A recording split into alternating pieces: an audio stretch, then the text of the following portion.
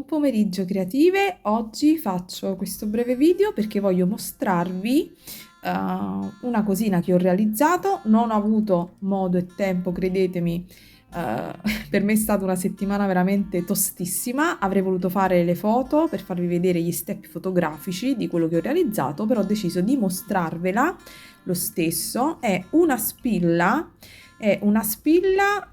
ciondolo in verità, perché si può utilizzare in due modi. Vedete, io ci ho messo qui una catenina in argento, argento dorato, vedete, è un oro delicato, e quindi volevo farvi step fotografici, ma ho deciso di mostrarvela e di spiegarvela in un po' di minuti, eventualmente come poter realizzare ed ispirarsi a questa tipologia di spilla. Vi mostro anche il retro, dove vedete qui c'è questa base con un po' di filigrana molto carina. Partiamo dall'inizio. Ho preso una semplice filigrana di quelle in metallo, vedete, è questa a forma di fiore, era già sagomata, un po' bombata come vedete, e l'ho dipinta con i colori della Green Stuff World. È un colore che dà questo effetto patinato anticato che a me piace molto. Poi al centro c'è incollato questo cabochon, vedete, realizzato da me con la resina, e ci ho fatto dentro degli effetti. Sicuramente sul mio canale trovate degli esperimenti resinosi quando ho realizzato questi cabochon. Poi naturalmente, essendo concava la filigrana, ci ho messo uno spessore, guardate ancora qui sul tavolo, del feltro bello spesso, perché era veramente molto concava nella parte centrale. Quindi ho incollato prima il feltro al centro e poi il cabochon. Ho utilizzato la colla B6000, potreste usare anche la bicomponente, però è un po' più complicato, insomma. La B6000 o la F6000, non mi ricordo mai come si chiama, eppure la uso da una vita. La B7000, ok, B7000 ho utilizzato, ecco. Poi ho incollato la catena strass e dopodiché ho deciso di riempire tutti i decori, tutti i forellini che c'erano nella filigrana, con delle semplici perline. Naturalmente ognuna di voi può inserire all'interno le perline che più desidera. Io ho deciso di rimanere in questi toni, vedete, un po' caldi,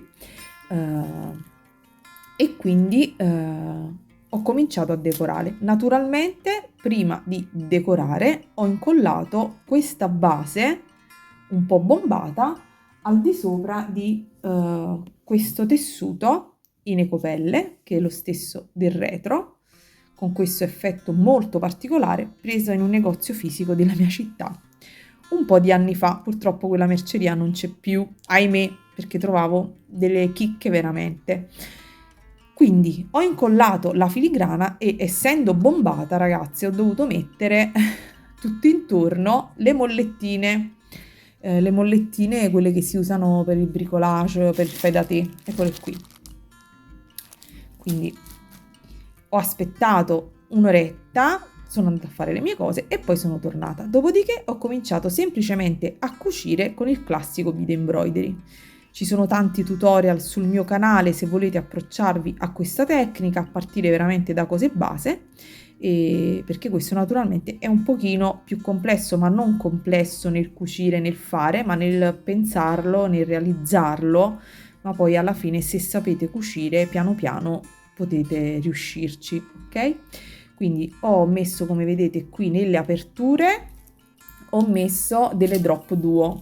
Sono queste perline doppio foro, quindi ho cominciato dalle drop duo. In questi forellini ho messo delle 11-0, come se fossero dei pistillini. Poi ho intervallato qui con delle 11-0 color oro, ho messo in questi fori dei mezzi cristalli e poi mi sono fermata. Avrei potuto decorare ulteriormente, ma diciamo che è già bella vistosa, e quindi mi sono fermata. Una volta quindi che ho fatto tutti quanti i miei decori, ho messo nuovamente uno spessore nella parte sottostante per livellare il retro, perché vedete che la filigrana e la pelle, si vede benissimo, hanno questo effetto bombato, e la filigrana non è neanche precisissima, quindi ho dovuto fare molta attenzione, temevo che si potesse rompere perché l'ho dipinta e poi l'ho dovuta un po' grattare, trattare per avere questo effetto così un po' anticato. Quindi ho messo del feltro, poi come sempre ho messo del cartoncino e poi ho incollato un altro disco, vedete, si vedono perfettamente i due tagli qui delle copelle e dopodiché ho fatto, quando ho tagliato il secondo dischetto, ci ho prima cucito, messo un po' di colla al centro e poi ho cucito, vedete in alcuni punti, la filigrana della base della spilla per renderla insomma fatta veramente bene, non solo colla. Una volta che posta sopra e c'ha questo decoro ho deciso di utilizzarla perché poi ci sono anche le basi che invece vanno inglobate e si vede solo la parte esterna. Questa è a vista e quindi ci ho dato 2 puntini. Poi cosa ho fatto per renderla tipo ciondolo? Ho preso un anellino, vedete, di quelli saldati e ho dato un puntino sempre prima di incollare. Ok, quindi ho fatto tutta la parte davanti, poi ho messo del cartone, ho tagliato questa parte e poi ho cucito base ed anellino. Fatto questo, ho incollato, tagliato a filo con la parte superiore e poi ho fatto una rifinitura al brick stitch. Detto così in 6-7 minuti, wow, abbiamo fatto questo ciondolo vintage spilla. Ma vi assicuro che indossato sia come ciondolo che come spilla su una sciarpa, poi vi metterò qualche fotografia, è veramente delizioso.